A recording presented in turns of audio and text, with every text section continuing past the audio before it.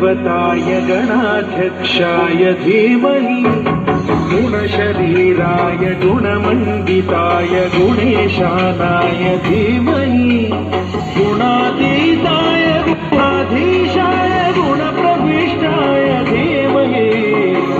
एकदन्ताय वक्रतुण्डाय गौरीतनयाय धीमहि गजेशानाय भालचन्द्राय श्रीगणेशाय धीमहि एकदन्ताय वक्रतुण्डाय गौरीतनयाय धीमहि गजेशानाय भालचन्द्राय श्रीगणेशाय धीमहि